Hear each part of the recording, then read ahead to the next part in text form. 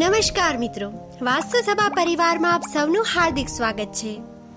મિત્રો, તૂટેલી સાવરણીનું શું કરવું જોઈએ અને એવી કઈ સરળ રીત છે જે ઘરમાં સુખ, સમૃદ્ધિ અને બરકતનું વાતાવરણ બનાવવામાં મદદરૂપ બની શકે છે. મિત્રો, જો તમારા ઘરમાં પણ કોઈ જૂની અથવા તો તૂટેલી સાવરણી પડેલી હોય તો તેને ફેંકતા પહેલા આ વિડીયો તો જરૂર જોતા રહેજો. મિત્રો, શું તમે જાણો છો કે સાવરણી પણ એક પ્રકારની નહીં પરંતુ 3 પ્રકારની હોય છે? ઘણા લોકોને આ વાતની જાણ નથી, પરંતુ ઘરમાં ઉપયોગમાં લેવાતી દરેક સાવરણીનું પોતાનું અલગ મહત્વ હોય છે. ઘરમાં રહેલી સાવરણીને કેવી રીતે રાખવામાં આવે છે અને તેનો ઉપયોગ કેવી રીતે કરવામાં આવે છે તેના વિશે પણ શાસ્ત્રોમાં કેટલીક ખાસ વાતો જણાવવામાં આવી છે. મિત્રો, આજના આ વિડીયોમાં અમે તમને જણાવીશું કે પ્લાસ્ટિકની સાવરણી, સિક્કાવાળી સાવરણી અને ફૂલવાળી સાવરણી, આ 3માંથી કઈ સાવરણી ઘરના ઉપયોગ માટે વધુ યોગ્ય માનવામાં આવે છે અને કઈ સાવરણીનો ઉપયોગ કરતી વખતે ખાસ સાવધાની રાખવી જોઈએ. મિત્રો, ઘણા લોકોના મનમાં એક પ્રશ્ન પણ રહેતો હોય છે કે ઘરમાં સાવરણી કોણે લગાવવી જોઈએ? ઘરની વહુ લગાવે કે કામ કરતી બહેન લગાવે? આ પ્રશ્નનો જવાબ પણ તમને આજના આ વિડીયોમાં મળશે, કારણ કે સાવરણીને માત્ર સફાઈનું સાધન જ માનવામાં નથી આવતું, પરંતુ ઘણા ધાર્મિક ગ્રંથોમાં તેને માં લક્ષ્મી સાથે પણ જોડવામાં આવી છે. મિત્રો, સાવરણીનો યોગ્ય રીતે ઉપયોગ કરવામાં આવે અને તેને યોગ્ય જગ્યાએ રાખવામાં આવે તો ઘરમાં સ્વચ્છતા સાથે સકારાત્મક વાતાવરણ પણ જળવાઈ રહે છે. પરંતુ જો સાવરણી સાથે જોડાયેલી કેટલીક ભૂલો વારંવાર થતી રહે તો ઘરમાં અવ્યવસ્થા અને નકારાત્મકતા વધવા લાગે છે. એટલા માટે સાવરણીને લગતી કેટલીક મહત્વની વાતો જાણવી દરેક પરિવાર માટે જરૂરી છે. મિત્રો, શાસ્ત્રોમાં સાવરણી સાથે જોડાયેલા કેટલાક શુભ અને અશુભ સંકેતોનો પણ ઉલ્લેખ કરવામાં આવ્યો છે. કેટલીક એવી બાબતો છે જે સાવરણી સાથે ક્યારેય કરવી ન જોઈએ. સાથે જ સાવરણીને કઈ દિશામાં અને કેવી રીતે રાખવી તેના વિશે પણ ખાસ માર્ગદર્શન આપવામાં આવ્યું છે. મિત્રો, જો તમારા જીવનમાં એક પછી એક મુશ્કેલીઓ આવતી રહેતી હોય, એક સમસ્યા પૂરી થાય તે પહેલા બીજી ઊભી થઈ જતી હોય, ઘરમાં આવક કરતા ખર્ચ વધુ રહેતો હોય, મહેનત કરવા છતાં ધનની બચત ન થતી હોય, તો એકવાર તમારા ઘરમાં રહેલી સાવરણી વિશે પણ જરૂર વિચારજો, કારણ કે ઘણી વખત નાની લાગતી બાબતો પણ આપણા ઘરના વાતાવરણ પર અસર કરી શકે છે. મિત્રો, જો તમારા જીવનમાં બધું સારું ચાલી રહ્યું છે તો ખૂબ જ સારી વાત છે, પરંતુ જો વારંવાર અવરોધો, આર્થિક મુશ્કેલીઓ અથવા ઘરમાં અશાંતિનો અનુભવ થતો હોય તો આજના વિડીયોમાં જણાવેલી દરેક વાત ધ્યાનથી સાંભળજો. શક્ય છે કે સાવરણી સાથે જોડાયેલી આ માહિતી તમારા માટે ઉપયોગી સાબિત થાય.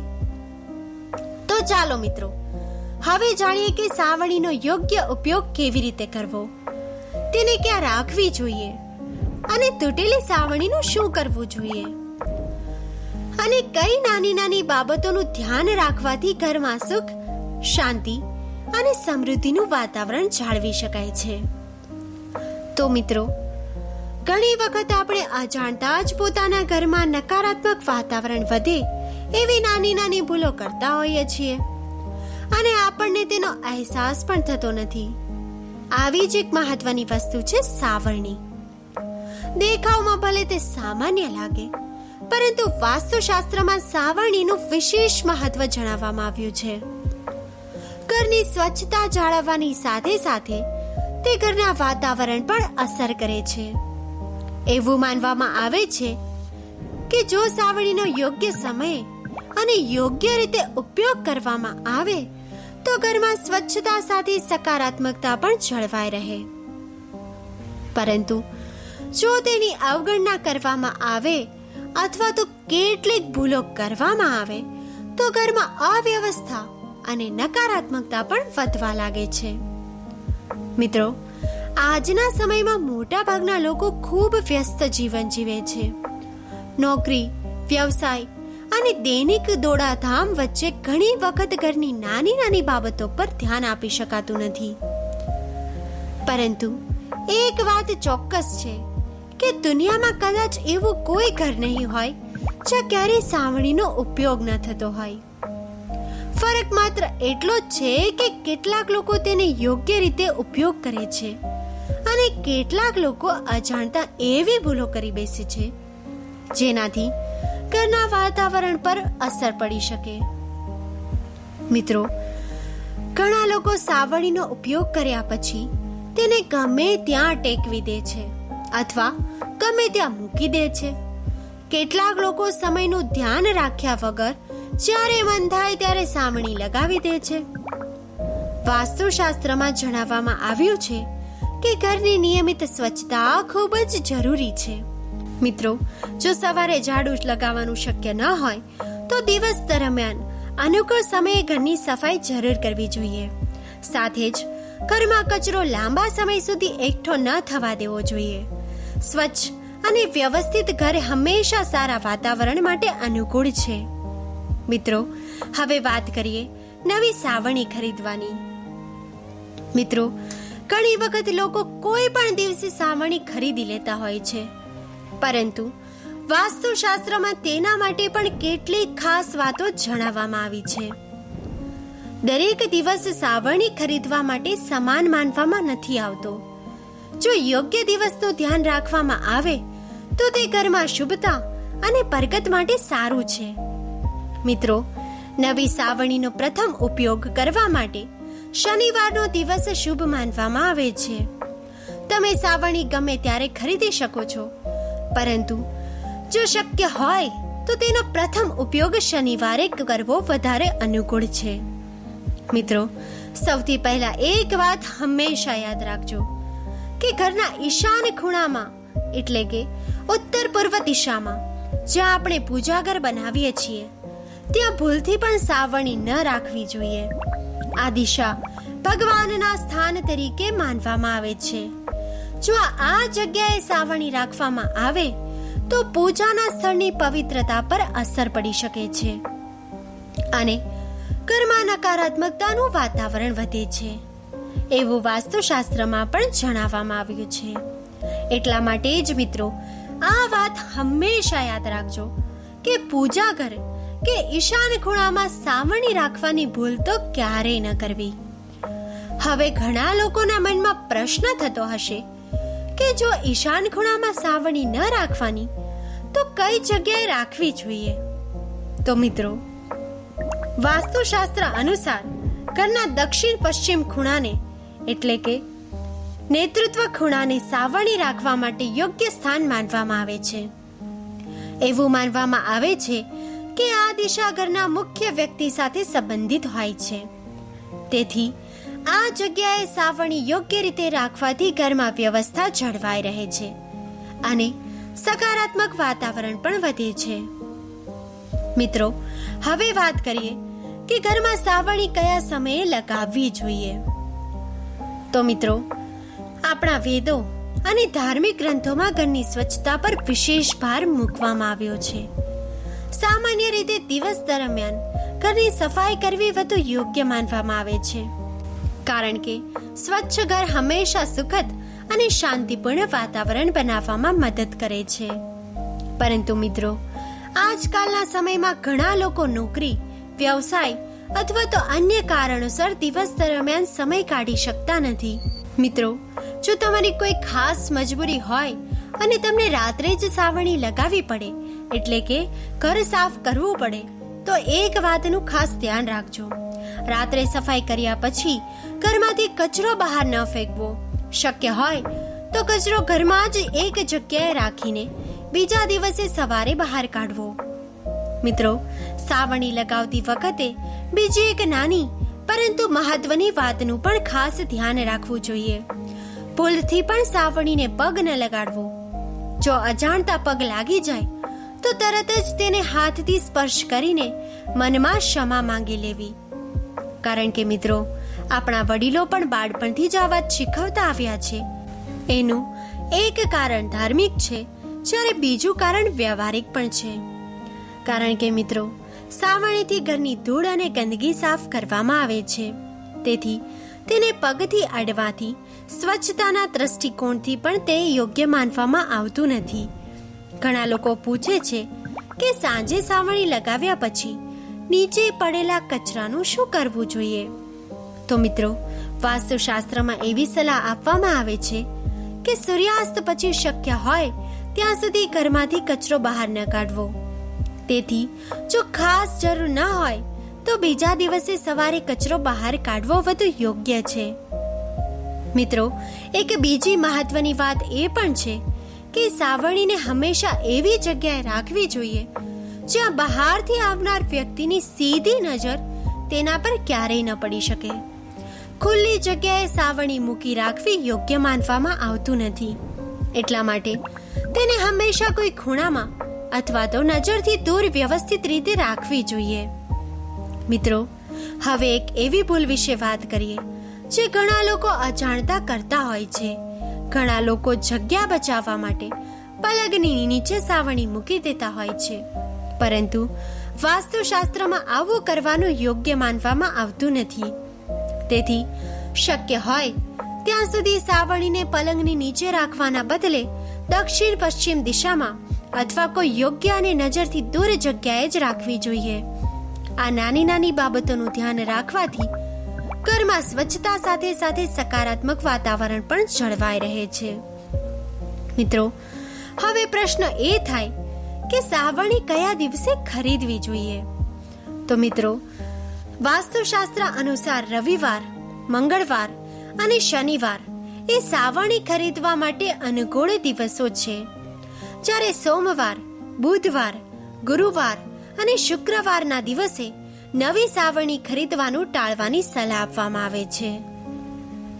ખાસ કરીને દિવાળી અથવા તો અન્ય શુભ તહેવારોના દિવસે નવી સાવરણી ખરીદીને ઘરે લાવવી એ પણ ખૂબ જ શુભ માનવામાં આવે છે.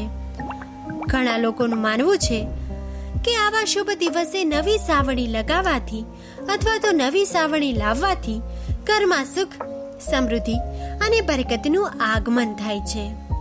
મિત્રો, હવે સૌથી મહત્વની વાત, ઘરમાં સાવરણી કયા ખૂણામાં રાખવી જોઈએ અને એવી કઈ જગ્યાઓ છે જ્યાં ભૂલથી પણ સાવરણી ન રાખવી જોઈએ.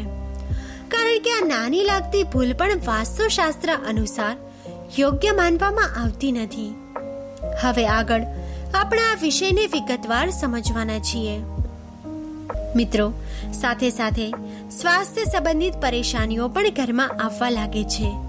જો કોઈ બાળક અચાનક ઘરમાં સાવરણી લગાવવા લાગે તો એવું માનવામાં આવે છે કે તમારા ઘરમાં મહેમાન આવવાના છે. આ બધી વાતો સાવરણી સાથે જોડાયેલી શુભ અને અશુભ બાબતો છે.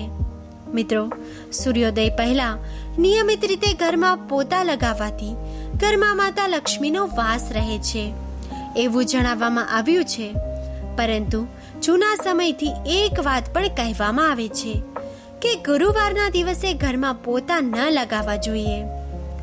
કારણ કે મિત્રો, એવું માનવામાં આવે છે કે ગુરુવારે પોતા લગાવવાથી માતા લક્ષ્મી નારાજ થઈને ઘરથી દૂર ચાલ્યા જાય છે. જોકે બાકીના બધા જ દિવસોમાં તમે ઘરની સફાઈ કરી શકો છો, પરંતુ આજના સમયમાં દરેક વ્યક્તિ માટે શક્ય નથી કે કયો દિવસ છે અને કાલે કયો દિવસ હશે તેનું હંમેશા ધ્યાન રાખી શકે. તેથી જો તમે આ બાબતોને વધારે મહત્વ આપો છો તો થોડું ધ્યાન રાખી શકો છો. મિત્રો, પોતા લગાવવાના પાણીમાં એક નાની ચમચી અથવા તો અડધી ચમચી મીઠું નાખવાનો પ્રયત્ન કરો. મીઠું ખૂબ જ સરળતાથી મળી જાય છે. તમે બજારમાંથી દરિયાઈ ખંડુ મીઠું લાવીને એક ડબ્બામાં ભરીને રાખી શકો છો અને જ્યારે પણ પોતા લગાવો ત્યારે તેમાં 1 કે 2 ચમચી મીઠું નાખી શકો છો. જ્યારે તમે આખા ઘરમાં આ રીતે પોતા મારશો તો ઘરમાં હંમેશા સુખ, શાંતિ અને સમૃદ્ધિનું વાતાવરણ જળવાઈ રહે છે. મિત્રો, જો તમે રવિવારે કે કોઈ પણ દિવસે તમને યાદ ન રહે કે શું કરવું તો કોઈ વિચાર કર્યા વગર ખુશીથી પોતા લગાવવાના પાણીમાં મીઠું નાખીને સફાઈ કરી શકો છો. મિત્રો, એવું માનવામાં આવે છે કે આ રીતે સફાઈ કરવાથી ઘરમાં રહેલી નકારાત્મક ઉર્જા દૂર થવા લાગે છે અને ઘરમાં સકારાત્મક વાતાવરણ પણ બનવા લાગે છે. સાથે જ મિત્રો, ઘરમાં શાંતિપૂર્ણ માહોલ જળવાઈ રહે છે. હવે મિત્રો, જો તમે ગામડામાં રહો છો તો ઘણી વાર એવું બને છે કે ઘરના ગેટ ખુલ્લો રહી જાય અને ગાય કે ભેંસ અથવા તો અન્ય કોઈ પણ જનાવર તમારા ઘરમાં આવી જાય.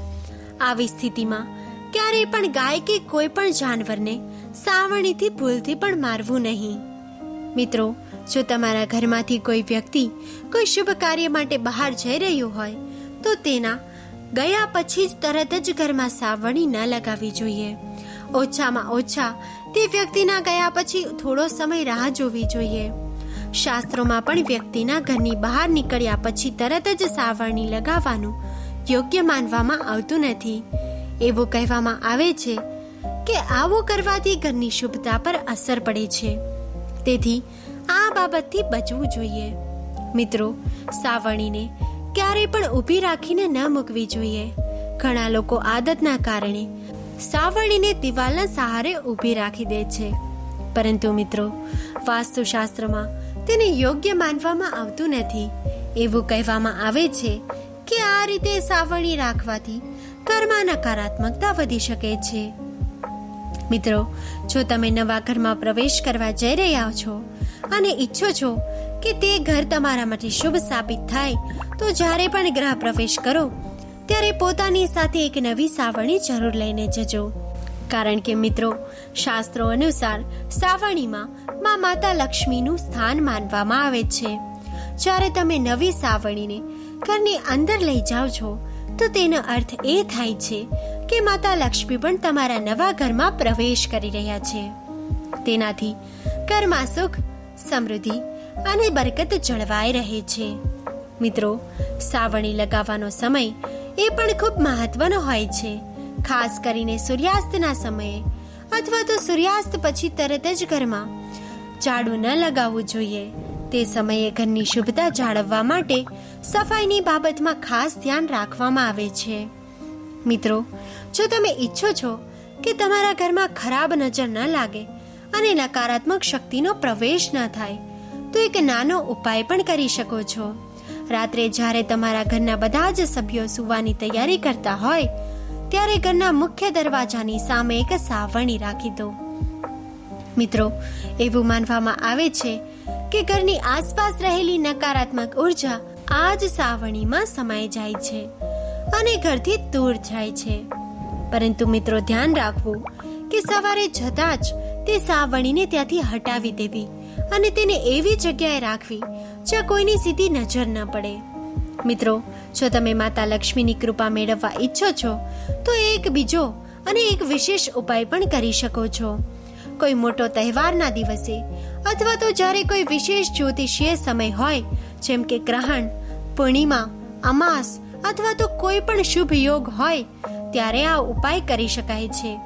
જો તમને યોગ્ય દિવસ પસંદ કરવામાં મુશ્કેલી થતી હોય તો શુક્રવારનો દિવસ પસંદ કરી શકો છો. તે દિવસે બ્રહ્મ મુહૂર્ત એટલે કે સવારે લગભગ 4:30 વાગ્યાની આસપાસ 3 નવી સાવરણી લઈને નજીકના કોઈ મંદિરમાં જવું. ધ્યાન રાખવું કે આ સાવરણી કોઈને દેખાડવી નહીં અને ગુપ્ત રીતે તેને મંદિરમાં મૂકી આવવી. શાસ્ત્રોમાં ગુપ્તદાનને ખૂબ જ પુણ્યદાયક અને ફળદાયક જણાવવામાં આવ્યું છે. મિત્રો, આ ઉપાય કરતા એક દિવસ પહેલા બજારમાંથી 3 નવી સાવરણી ખરીદીને ઘરમાં રાખી લો. બીજા દિવસે સવારે બ્રહ્મ મુહૂર્તમાં ઉઠીને શાંતિથી કોઈને જાણ કર્યા વગર મંદિરમાં જઈને સાવરણી અર્પણ કરી દો. મિત્રો, આ નાનું કાર્ય જો તમે શ્રદ્ધા અને યોગ્ય નિયમ સાથે કરો છો તો માતા લક્ષ્મીની કૃપા તમારા જીવનમાં જળવાઈ રહે છે અને ધીમે ધીમે તેના સારા પરિણામોનો અનુભવ તમને થવા લાગે છે. મિત્રો, આ તમામ માહિતી સામાન્ય જાણકારી અને જનહિતને ધ્યાનમાં રાખીને આપવામાં આવી છે. વાસ્તુશાસ્ત્રના ઉપયોગને પોતાની શ્રદ્ધા અને વિશ્વાસ સાથે અપનાવો. મિત્રો, જો તમને આજની આ માહિતી ગમી હોય તો અમારા આ વિડીયોને એક લાઈક જરૂર કરી દેજો અને તમારી પોતાની ચેનલ વાસ્તુ સભાને સબસ્ક્રાઇબ પણ કરી લેજો. અને હા મિત્રો, બેલ આઇકન દબાવી નોટિફિકેશન ઓન કરવાનું ભૂલશો નહીં. જય શ્રી રામ મિત્રો. ધન્યવાદ મિત્રો.